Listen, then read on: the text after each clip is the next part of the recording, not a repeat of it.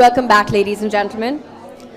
Our next panel, Creating New Models for Art Education, will have leading practitioners, educators, and mentors to discuss how their institutions are serving as alternate models of art education and what the importance of this education is in a changing world. We have with us Director Bhau Daji Art Museum, Tasneem Zakaria Mehta, founder and trustee of the Mehli Mehta Music Foundation, Mehroo Jeejeebhoy, co-founder of Junoon, Sameera Iyengar, and founder-director of What About Art, Lemesle. They will be in conversation with our very own SVP Essar Group, CEO Avid Learning, and Curator Royal Opera House, as well as the Mumbai Symposium Co-Convenor, Asad Lalljee. For more about each of them, please do refer to the brochure that you would all have with you. Welcome to all our panelists, and over to Asad. So welcome to our next session. It's called Creating New Models for Arts Education. This was one of the key takeaways in the conference we held in August. I know you're hearing a lot about that conference, but this is a part 2 from that conference. And today our very accomplished panelists will attempt to dig deeper and look at their work, their practice. We'll ideate and discuss solutions to the various challenges faced. But before we start, I just want to take a minute to level set with some fun facts and figures that my team has given me, which I think is quite interesting, and I know Tasneem has many more to share after that. But international governments around the world are investing more in their arts programs. The US State Art Agency invests more than 91 million in arts education. New York Mayor alone allocated 23 million to the arts education. I know we have many Canadians in the house, so the Ontario Arts Council awarded grants amounting to 58 million and reached out to 5 million people through arts education activities. In India, the Economic Survey of 2017-18 shows that states and union government together have been investing less than 3% of the country's GDP in art, culture, sports, and education. Over the past 65 years, the higher education system in India has grown almost 100 times to 30 million students and 37,000 colleges. Optimistically, in the 2019 budget, the government has allocated approximately 13.6 billion, which is 3.3% of the total expenditure for the education sector, which was 10,000 crores more from the last time round, which is quite encouraging. But the question remains, how much of that is going to be set for arts education, and more specifically and relevant to this topic, for new models and revolutionary models in art education. We had a panel earlier which actually touched upon a couple of the thoughts that we are going to continue with.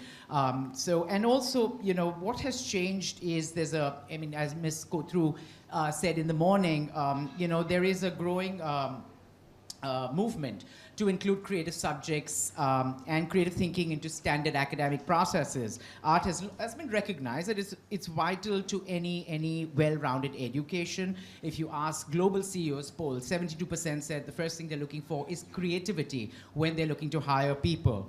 One thing we need to note is to also note that, you know, art making, as it was traditionally known, has also changed. Artists are becoming increasingly cross-disciplinary in their approach. Emerging technologies are aiding and enhancing this. The way art was consumed and produced has all changed, and therefore our education models and how we teach and disseminate information also has to change in keeping up with this.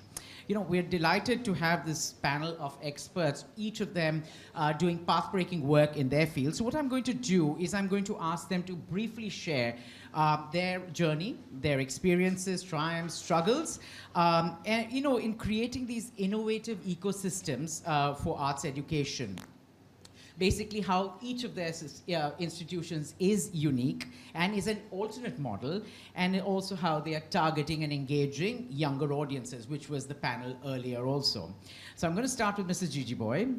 Mehroo, the Mehli Mehta Foundation, I mean, it's the mecca of Western classical music learning in at least in Mumbai, but I'm sure in India too.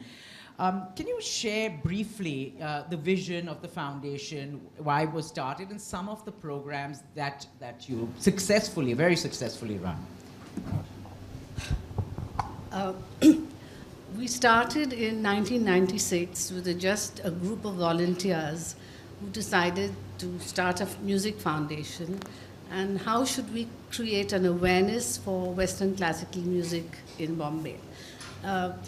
Remembering, of course, that the city of Mumbai has produced a prodigious amount of talent. A lot of young people have left this country to study in conservatories abroad and never came back because there were no professional opportunities for them. So we have a number of very, very talented musicians who are playing in orchestras, who are playing in quartets and chamber music groups abroad, and who only come to India to visit their families, who never perform here. So we started actually by launching a chamber music program, and we called it Sangat, which means coming together.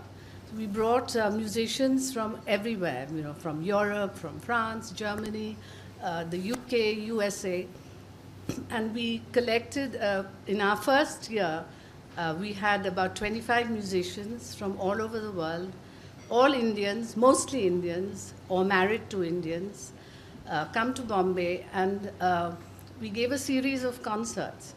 And this was a real eye-opener, not only for us, but also for audiences here, that Indians could be world-class players, that they could be on an international stage and play as well as anyone. You didn't have to go abroad to listen to a good Western classical music concert. You could have it right here in your own city with your own musicians. At the Royal Opera House. So that's how we started. And then, of course, we branched into music education. And we started with just 8 students, actually just young children, to whom we were giving an introduction to music. And today we have over 500 students studying music. And we have an outreach program that reaches about over 1,000 children in municipal schools, where we are giving them an opportunity to just engage with music, to discover music. And it's been quite a journey. And we didn't really plan this. We've just grown naturally. So apart from that, we also present regularly. We present concerts.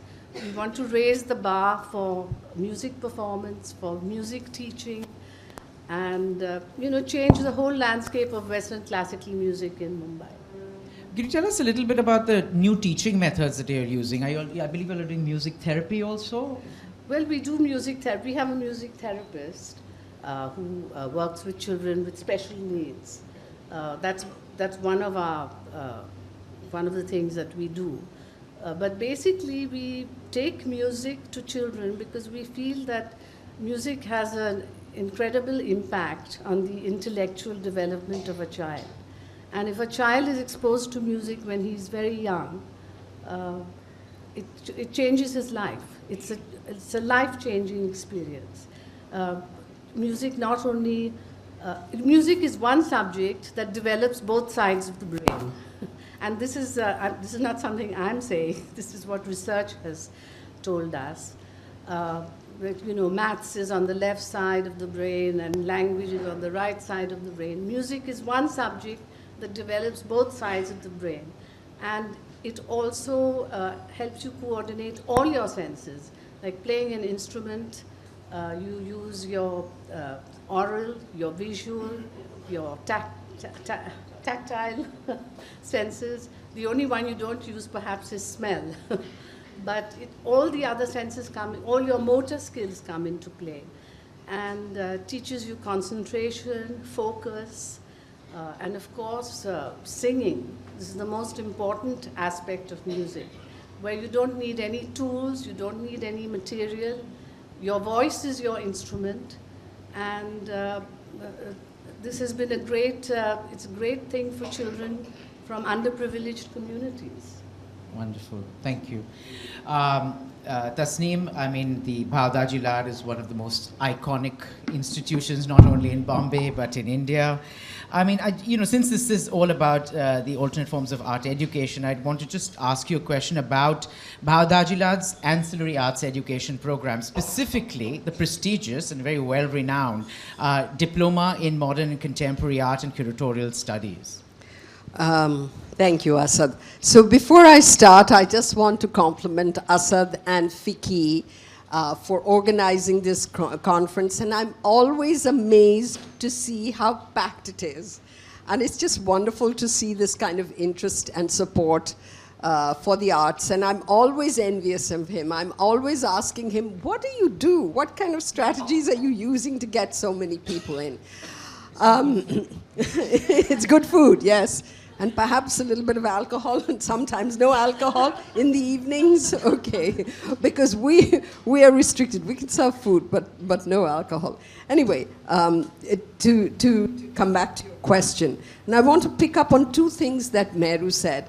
You know, that the intention when we established BDL, and I'm going to call it BDL, as you all must know it, which stands for Bhau Daji Lad, to establish that we're as good as anyone internationally and to establish an institution of excellence, and that the arts really are the most important.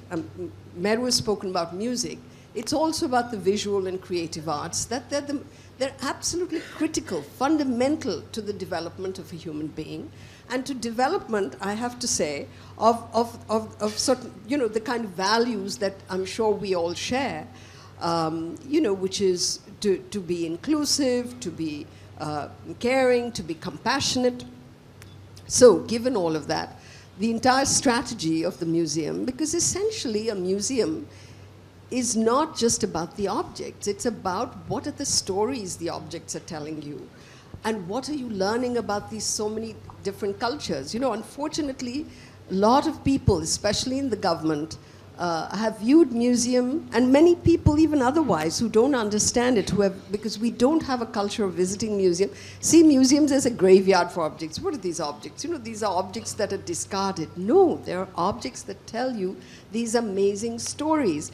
And it's therefore an educational institution. I've always seen a museum as an adjunct educational institution, as a complementary educational institution.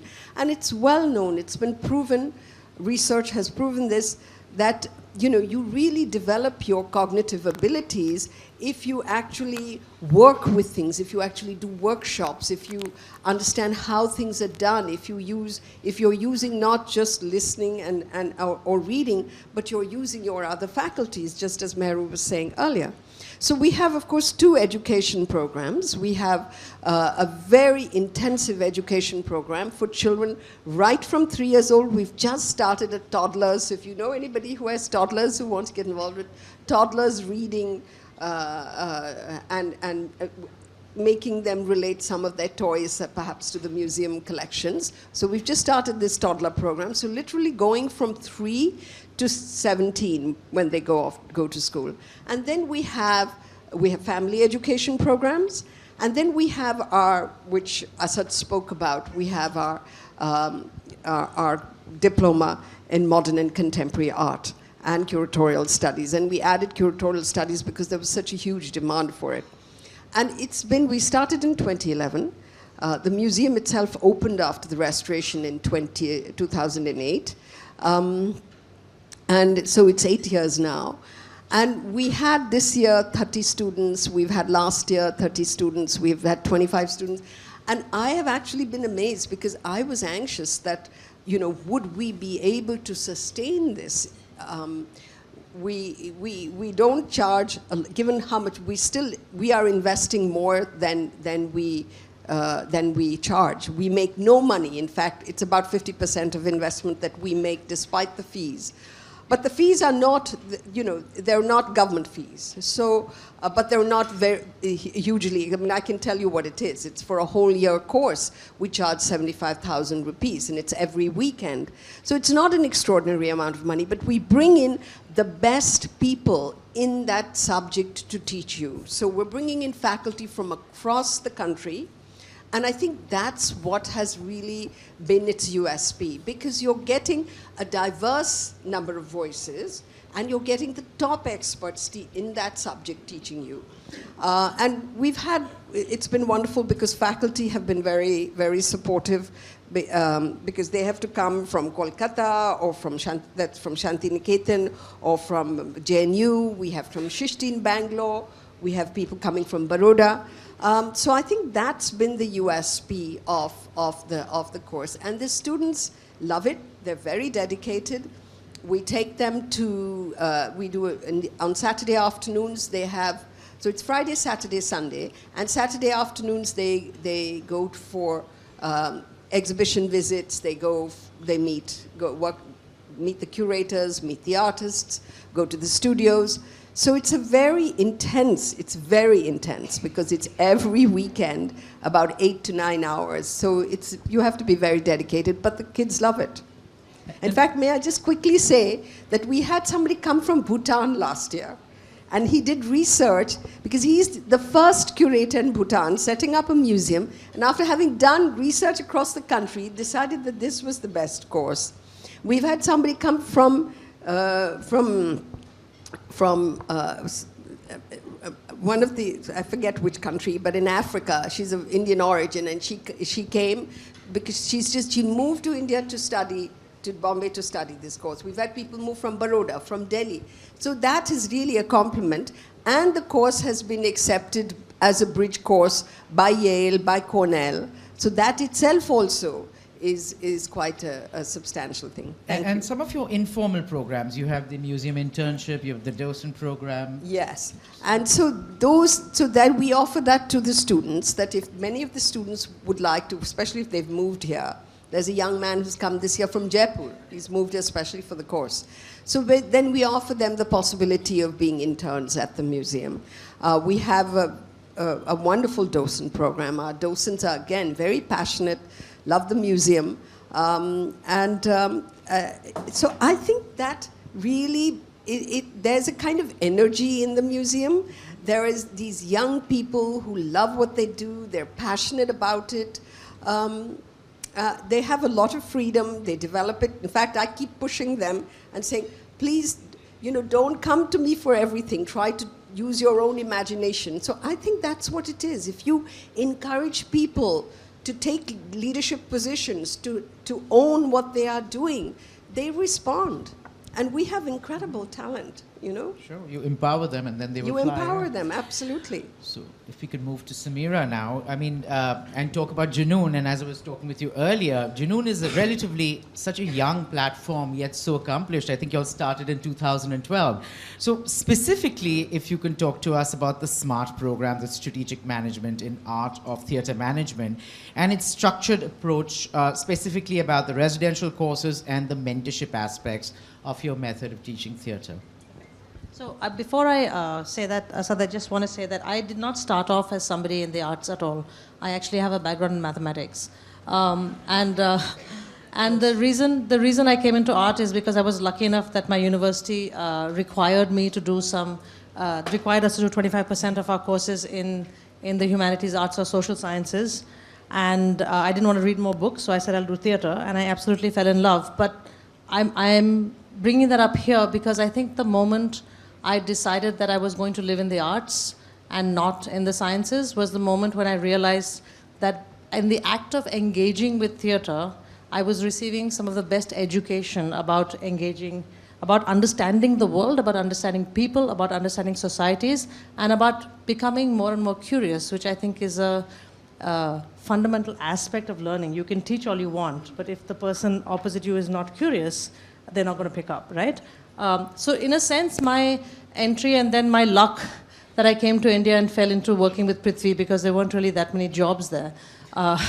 It was total luck. But it came from this place of of seeing the arts as a way of opening up the world.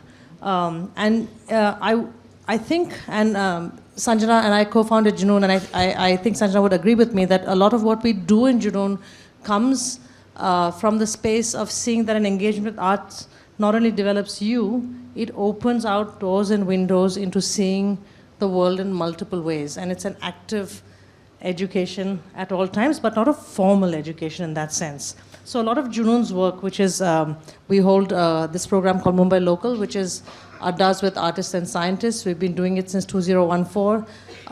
It's 3 times a week. It's regular. That's one thing we believe in. And we've just had these fantastic conversations, public discourse in a sense. And it's a very informal kind of public discourse where you're not afraid that you're stupid. You're not worried about asking the difficult question. You're just talking and you're learning and opening up. When we take stuff to schools as well, always with the same intent, that can the arts, not only can you fall in love with the arts, but can the arts open up doors and windows into the world and into people for you. SMART, which you asked me to speak about specifically, SMART is not actually a Junoon program. Junoon is a managing partner for SMART. It was created by a collective of people from the arts and from theatre. SMART stands for Strategic Management in the Art of Theatre. And we set that up for a variety of reasons. One, we had anyway been playing around with ideas like the India Theatre Forum to say, can we move from a situation of surviving to a situation of thriving? And in order to thrive, we have to learn how to better manage ourselves. And the recognition that in India, a separate arts manager made no sense, because who would hire that person? In the performing arts, I cannot speak for the other arts.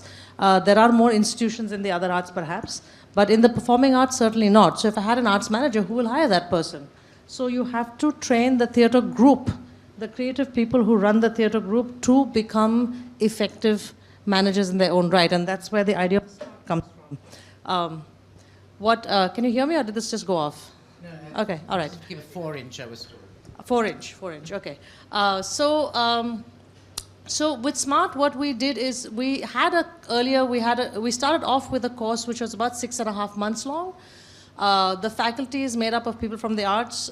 We were guided by Milena, I will not try to Dragicevic, Serbian, a wonderful Serbian professor from the University of Serbia, who has done a lot of work in this area. And she was wonderful because she didn't tell us what to do. She helped us find what would work for us.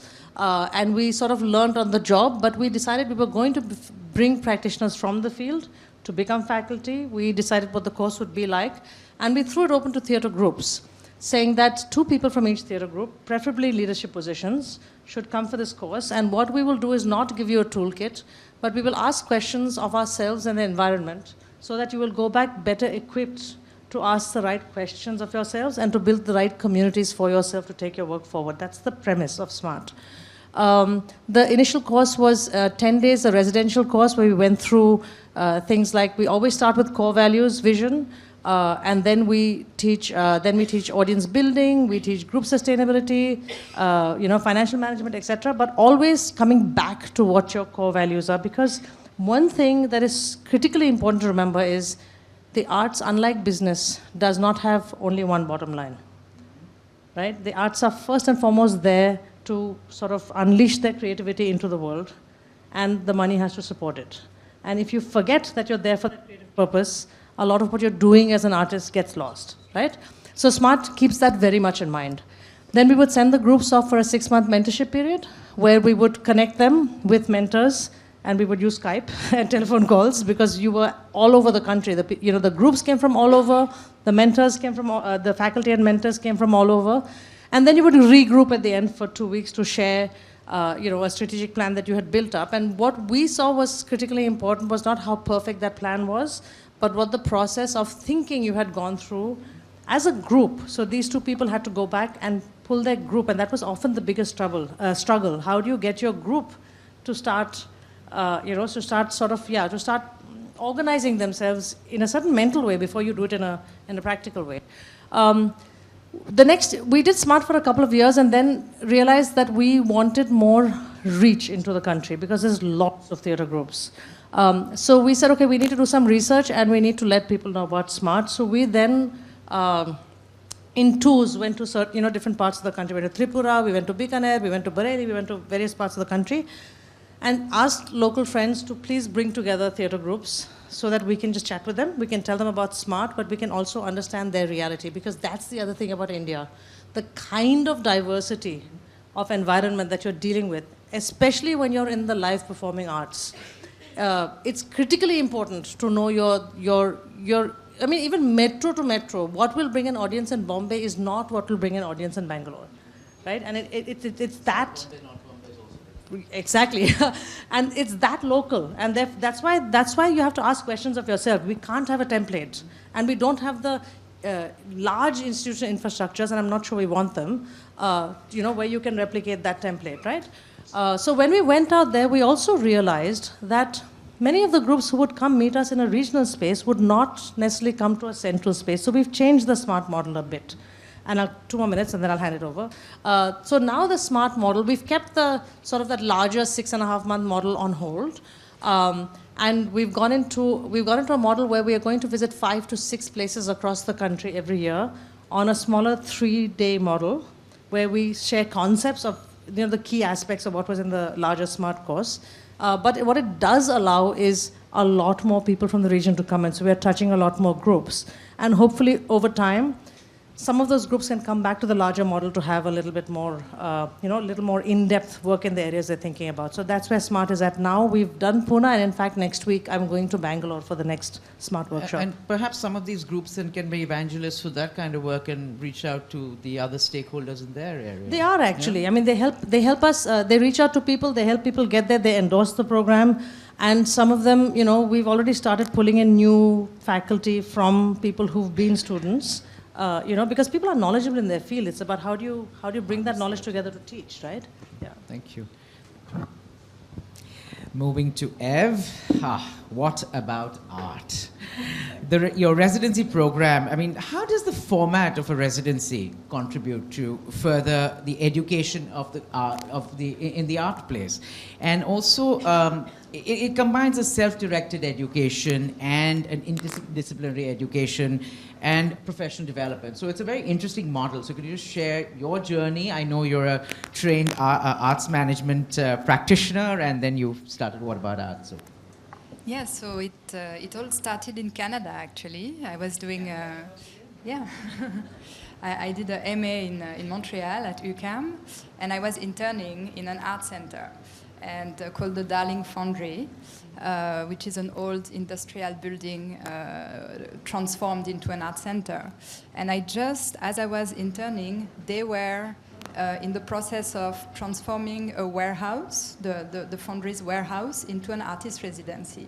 So I just started at the time where they were conceptualizing the residency, fundraising to the Canadian government. So I could follow through my 1-year internship the whole process of setting up an artist residency. And this one in particular has, I think, 15 studios today. Big studios, accommodations, workshops for wood, for metal, new media, and it's an amazing facility for production of arts. So I spent 1 year there. Then I came back to Paris. I worked in another artist residency where I was collaborating with the city of Paris. And in Paris, there is, right at the center of the city, a residency with, I think, 133 studios. So again, working with them, seeing how it works. And then I came to Bombay in 2008, and I discovered that there was no artist residency in a city of that scale.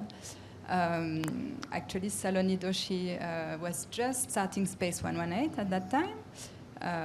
And then I just kept it at the back of my mind that if one day I can find ways, to open a residency, I will do it. But that was, as you mentioned, I'm a trained arts manager. So when I came here, I also started an arts management agency, which is my main activity. And then in 2013, 6 years ago, we actually got a space from, thanks to a wonderful patron, Sunita Choraria, who's on the next panel, and her husband, Vijay Choraria, and they gave us to start like a little 1 BHK flat in an old building in Bandra, which telling me that, that space is going to be there for maybe 1 year, and then we'll redevelop the building.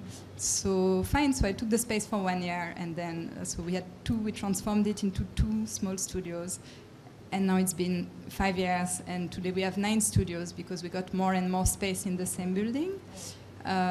So I think the first challenge was to find a space because, of course, Bombay, we all know that real estate is very expensive. Then, as a non-for-profit organization, we have to deal also with lack of available funding and resources. So once we had the space, then we started the programs, working with Indian foundations like the Inlax Foundation, governments and embassies. We have studios, long-term studios for Bombay artists. So we wanted to mix local artists with international artists.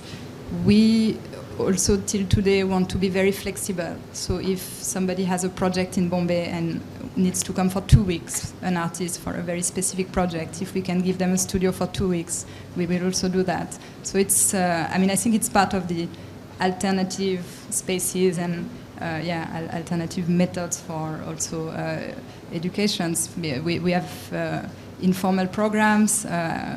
We can discuss that also later. Yeah. So we have studio visits, which is one of the main program in the residency for the artists. So while they work in their studios, we organize visits of curators, scholars, visiting artists, established artists who come to interact with them, give them critical feedback on their work. And then for the public, I think it's also the artist residencies are one of the only space institutions where one can see the artwork as it's being developed. It's obviously different from a museum where you see the object. Here you see the process. So I think that's also another form of education in the arts. Mm. So 2 follow-up questions to that. So you were obviously one of the pioneers in Bombay. Has there been many new artist residencies cropping up? And 2 is, what is your what is your category, or how do you prioritize, or how do you get the right projects? And you said, if someone wants to come for a 2-week, or do you have a very strong curatorial vision of what you want that to be? Because the Indian International, as you mentioned. We have juries most of the time. So depending on the partnerships we have, we organize juries with the different partners or institutions or governments. And we invite art professionals to be part of the panels in the juries. So the selection, because I also always say I'm not a curator, I'm an arts manager. So I'm here to manage, organize, fundraise, so the choice is not mine. I'm just going to move to another section which I thought was kind of interesting. Last month in Art Dubai, I ran into a friend who I used to work with 10 years ago when I was in advertising, and he was in advertising. He was an art director, and we worked very closely together. He used to sketch. Through the power of Instagram, he's become this celebrity artist. He has over 2 lakh followers, and he was invited to Art Dubai to come and experience Art Dubai. And so I was sitting and chatting with him, and he said, I said, so what's next? He said, well, I'm going back to school. I said, what? And he's 42 years old, and he has just saved enough money, New York life, to put down payment to buy an apartment in New York. But he said, no, I'm going back to art school because I lack the critical thinking to be an artist because I haven't studied it. So my question from this example is, that art history and theory must kind of go hand in hand with how do you study process and techniques. So how important, and I'll open it up to the whole panel, is a formal art education, technical training, theoretical? Because a lot of people within the arts, as you rightly said, we're not from the arts. We're But you know, I can see the difference in people who have actually been trained versus people who are learning on the job. So anybody want to take that, Tasneem? I came in I was attending a conference yesterday in Delhi that was put together by Geeta Kapoor and Vivan Sundaram. And it was a very theoretical, conceptual-based conference. So, you know, and so there is a certain kind of art which demands that kind of a critical engagement. But not all of art demands that. And I don't agree that you really, without a formal education, you can't be a good artist. I was at Kochi a couple of weekends back, and there was this incredible work. Those of you who went to Kochi must have seen it, by a rickshaw driver in Kolkata. And his sense of formal structure, I was talking to Anita Dubey about it, he's not a trained artist. And yet he had a better understanding of how to deal with the picture plane than I think most artists who have studied. And it was just amazing. How did this man know to do this? He has no formal education. He's a rickshaw driver. Obviously, he's engaged with Bengali poetry and literature, etc. But he's not been exposed to all the eminent international philosophers, etc. So I don't agree. I think there is a place for a critical engagement. It tends to be that the kind of art that international institutions collect seem to be much more, they are far more engaged with, because they're dealing with large social groups, and they're taking positions on social issues. And so when you do that, there are many things. You're not just talking about it politically, but you may be talking about the whole medium, the genre. You want to take certain positions to push the envelope. So as an institution, you have a different objective.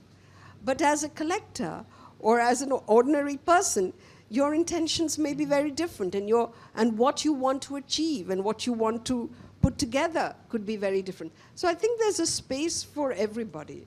It's a very important space for critical thinking and that kind of engagement. And there is a space also for just, art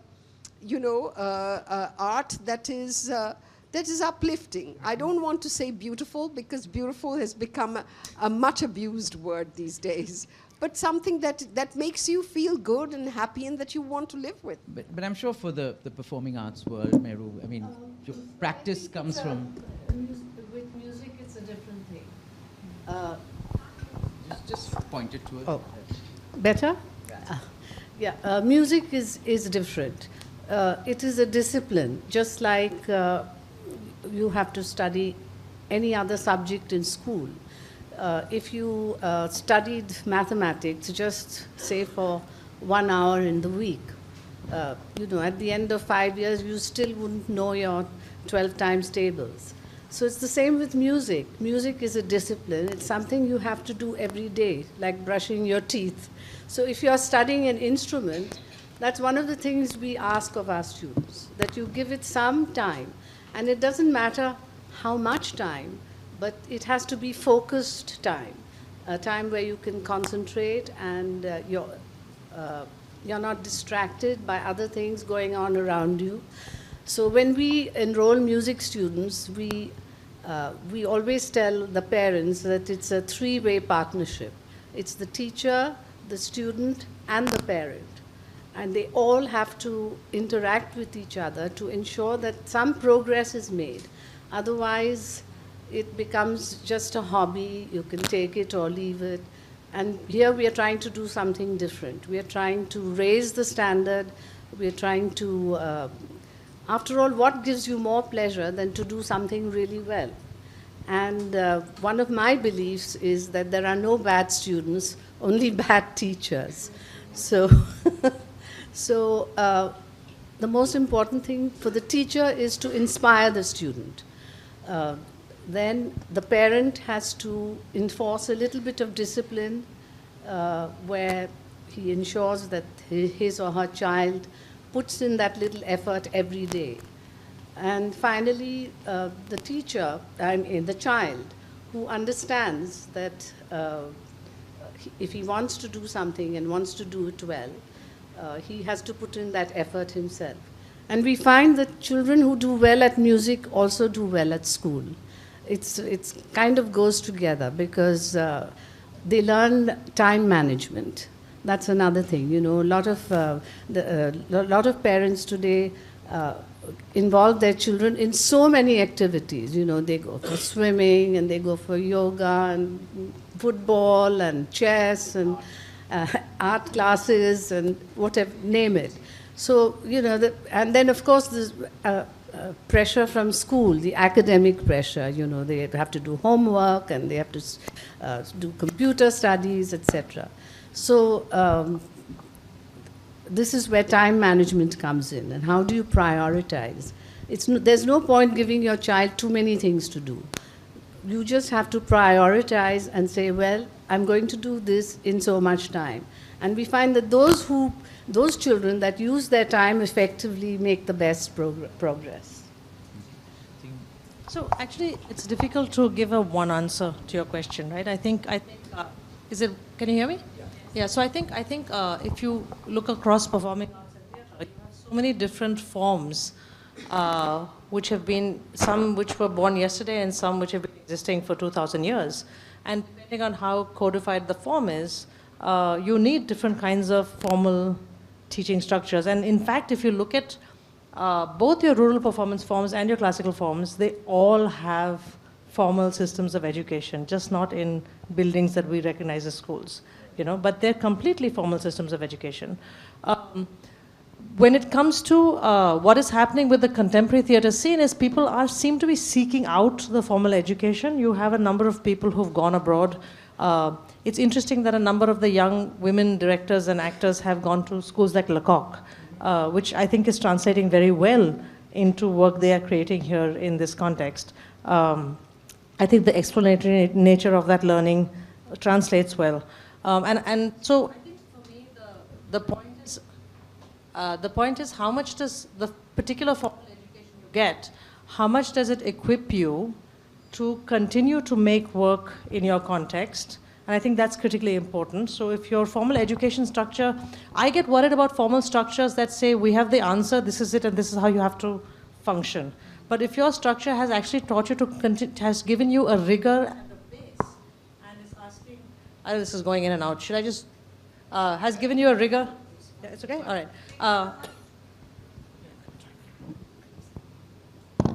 They were just trying to match it yellow and yellow. Thank you.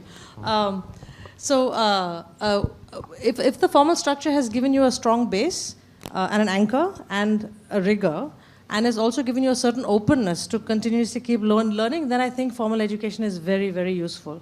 I think formal education can teach you rigor and curiosity. It doesn't always do that. Yeah, it's just my mic.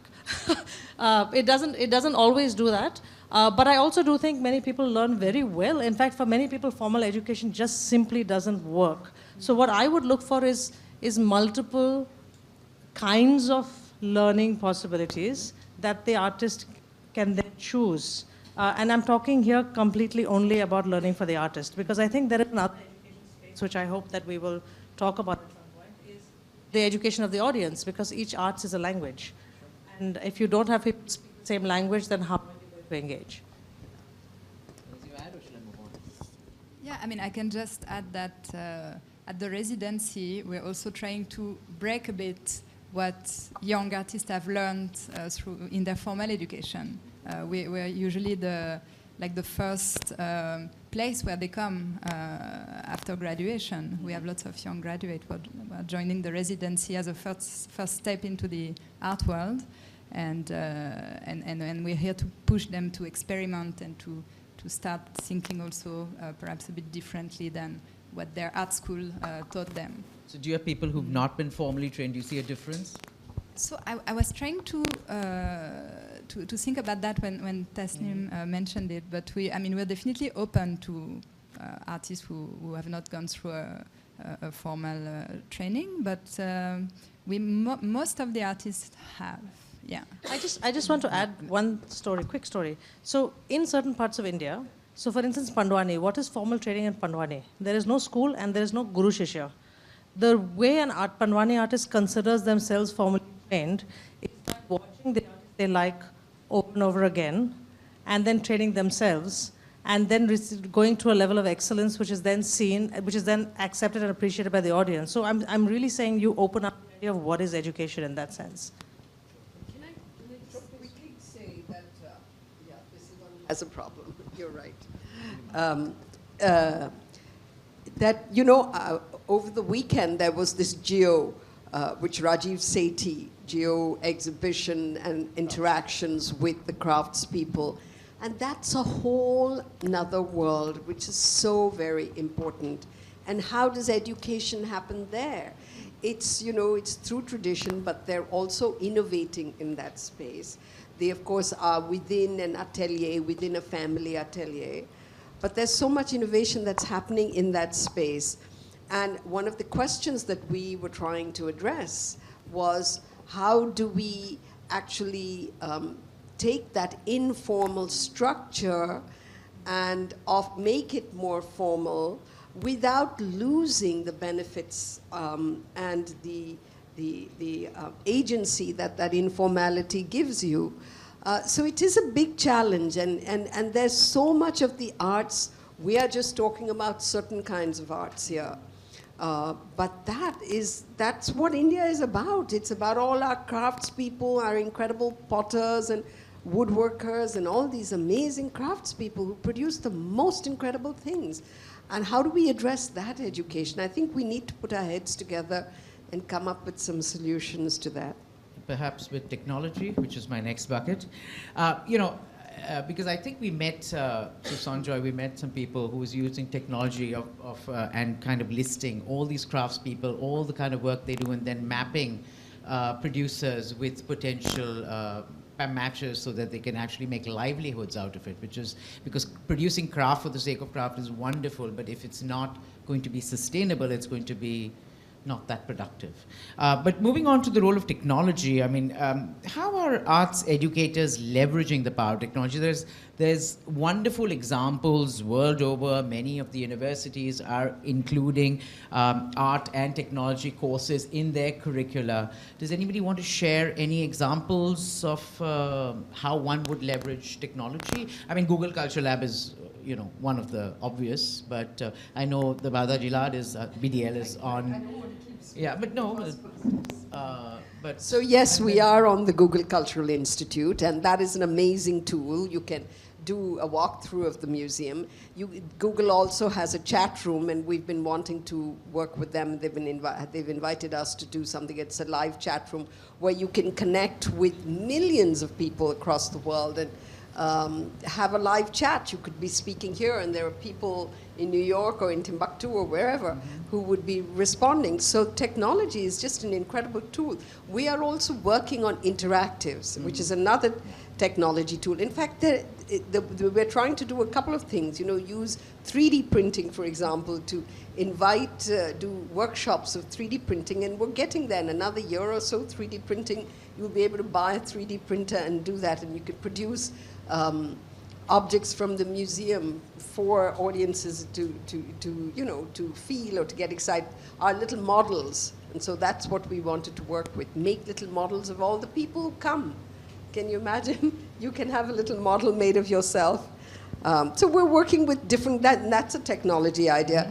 And working with holography, for example, with some of the artists, we're looking at holography. So technology is an incredible tool, and of course also for education, how can we take this course that we are doing into the digital space and make it accessible to somebody anywhere in the country, So we want to take it online. That's the next big push Because technology democratizes the arts, so it's Yes, access absolutely. to everyone. You also have the Khan Academies, which are doing wonderful work to give access to people. But just tying into this question, actually this, and that's about social media, which is tied in.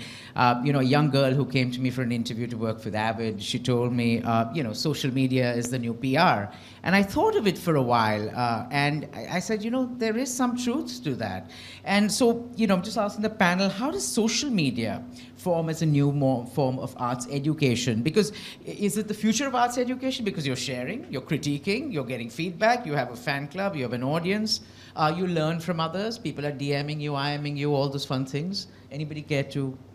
Well, if I could just go back to the last point we were discussing about technology, I mean, the technology has revolutionized access to music.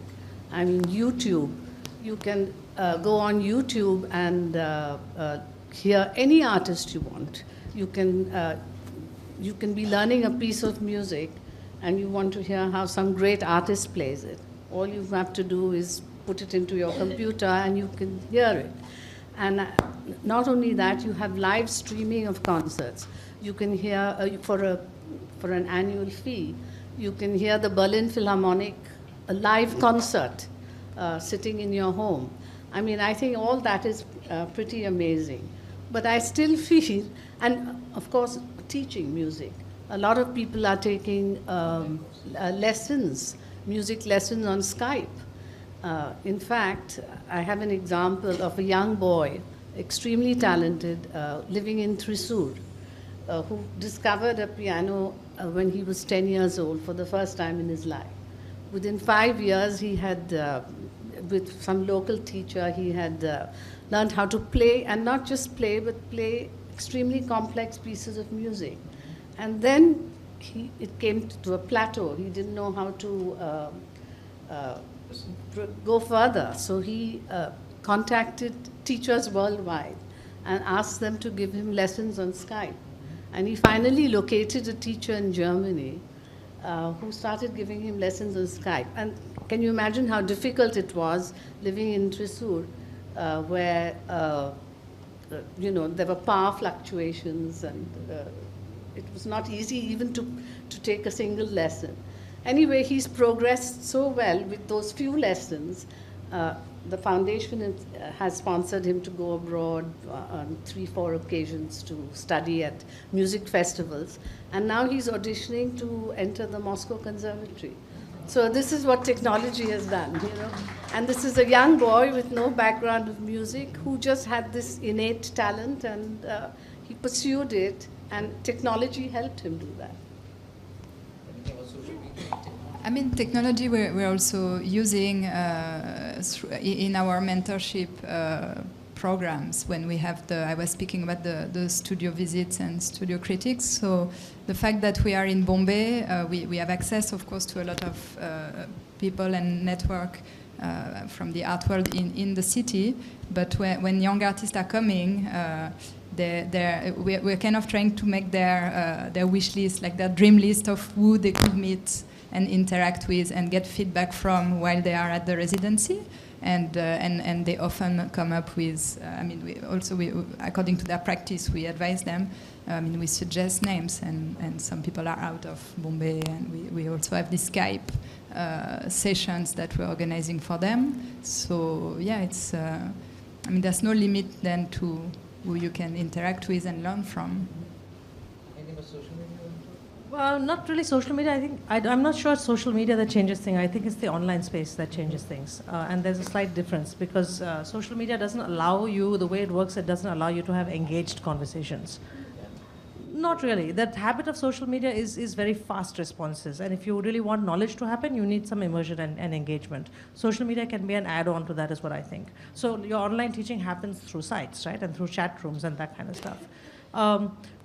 We haven't. I think we use technology very basically. I think we've been recording our Mumbai local sessions from soon after we started, and I think what we have been able to contribute is about 170 videos of artists speaking about their work, which is not something we have. If you Google online, you don't find that much archival of artists actually talking about their work. So this primary source material is being created, and that will continue as long as... You mentioned Facebook Live also, right? We Facebook Live the event itself.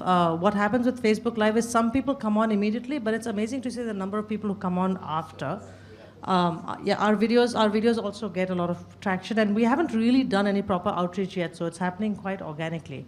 I think for us, from my point of view, for us, where technology has really helped is the ability for artists to come together from across the country to create things. So for SMART, a lot of our work is done, the faculty, we just Skype, and we actually we meet once in a while, maybe 2 or 3 times a year, but a lot of our work is done just through the online space. And I think that is what technology has allowed, is that kind of expertise to come together in some sense. And Junoon's... Sorry? Yes, the mentoring was done completely on the, through Skype and telephone. But I think, I mean, I know I would like to, see, when you're in a live performance space, it's not as easy to know how to use technology, to go into the online space, and it's definitely something we are still grappling with. I don't have an answer. Wonderful. I'm just going to go to a quick last question. I know we're almost out of time. Is some of the future trends in arts education, could you all just make that your closing comments? I mean, we have all these foreign universities coming in, Bocconi, starting arts management programs in India, or is it, what are we going to do with, some trends that you could think of? And I'd just ask each one to be a little brief in the interest of time. Okay, so I'm not sure it's a new trend. We've had foreign universities coming in for some time, doing various things. My concern with the foreign university coming in always is how well do they know what we need? No, how well do they know what we need? Have they done the research of our environment to understand what these are practical? In the arts, you're talking practical courses. You have to function in the real world. You're not going into a university infrastructure. And if you have taken the trouble to do the research and understand what the artist needs, and then you have the ability to adapt, and hopefully if you respect there is intelligence and experience here, and you bring that into your faculty, the export or sort of the exporting your foreign faculty here to teach us about structures that we don't have. I mean, we have struggled with this in India. We've had people, very well-meaning people, come in and teach us things that don't work simply because we don't have the same infrastructure. We don't have those institutions. And if you're going to teach us to function in a certain context, and that context doesn't exist, how do we function? And we've constantly seen people actually become non-functional, and that is a concept. So that's one thing about that kind of stuff coming in. What has been happening that is really interesting, that I find has its both ups and downs, is the huge, in the performing arts space, is the huge proliferation of workshops. At one level, it's wonderful because many, many people can access. At another level, a lot of the workshops are fly-by-night, so that's something that is happening. But you're also, if you're able to get the knowledge of which is a good workshop, you're getting access you didn't get before, which is actually quite wonderful.